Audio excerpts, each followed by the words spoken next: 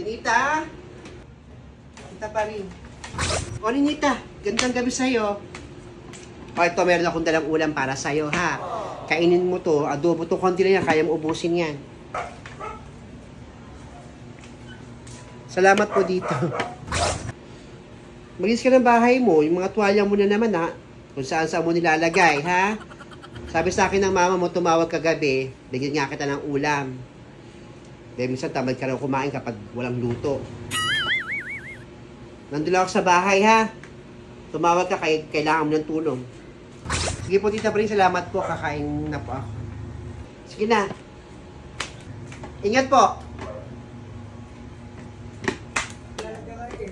Hoy, Negra. O, Paring. Alam mo, hindi ako makatulog doon sa pinanood natin kahapon. Hanggang naiiyak pa rin ako doon sa pangyayari nila Dingdong Dantes pati ni Marian Rivera. Naku, hindi ako makapaniwala na nakapanood ulit ako ng sinin sa tagal-tagal na panahon. Ay naku, pareho tayo ng nararamdaman. Hanggang hindi pa rin ako makabubon sa pinanood natin kagabi. Naku, nakakatuwa talaga. Sarap-sarap na manood minsan ng palabas, di ba? Nakaka-relax talaga. Kaka-indulge. Okay, Paring Negra, saan kayo nang galing kagabi, ha? Aber, hanap ako ng hanap sa inyo. Pinanood namin yung palabas ni Marian Rivera at ni Dingdong Dantes na Unwind. Ano ka ba, Negra? Hindi naman Unwind. Rewind yun. Nila Dingdong Dantes, pati ni Marian Rivera. Ay, rewind pala. Ba naman? Nalilito ako dahil sa kaka-ano natin eh.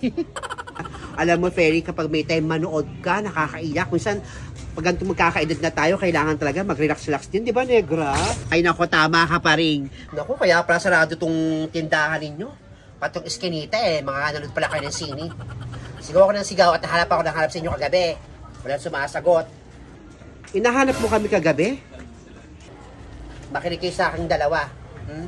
Nakita ko si Aling Adelfa lumabas galing dyan sa compound. Ha? Ano? Nakita mo si Aling Adelfa? Malamang, nagtatago yun doon sa bahay ni Nena. Kaya pala tataka ako eh. Sila yung dalawang babaeng pumasok dyan sa compound at hindi na lumabas. Ayun pala, dyan nag-i-stay, nagtatago. Kagagaling ko lang kay Ninita, nagdala ako ng ulam, hindi ko naman napansin yung magnanay na yun. Mahina ka pala pa rin eh. Kaya siguro hindi mo nakita doon sa loob ng bahay ni Nena kasi hindi ka nagilibot. Hindi mo lang pinasok sa kwarto kahit sa CR nagtatago. Ikaw ba, Negra, napapansin mo ba yon? Wala naman ako nakapapansin pa rin na nandiyan sila Adelfa pati yung anak niya. Diyan sa compound. Ang galing mo naman, Feli, napapansin mo. Pero wala din ako nakita kanina. Pagdala ko ng ulam. Nako, malamang doon nagtatago yung dalawang niya. Kapag alam yung papunta ka, nagtatago na yan. Halika kayo.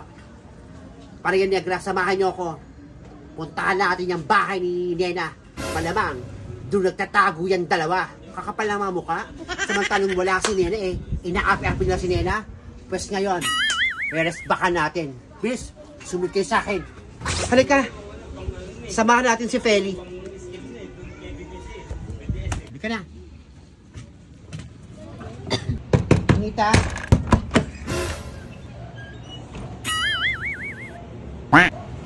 Pasensya ka lang, Ninita, kung ginulat kita, ha. Kasama ko si Tita Paring mo, pati si Aling Negra. Kamusta ka na rito?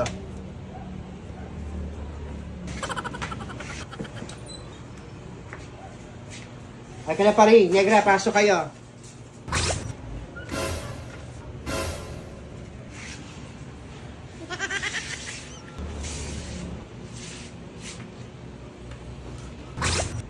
Kumain ka na ba, Ninita? Opo, kumain na po ako. Very good. Ano pong ginagawa nyo rito? Wala lang. Gusto ko lang naman namin kamustahin. Pasensya ka na, Ninita.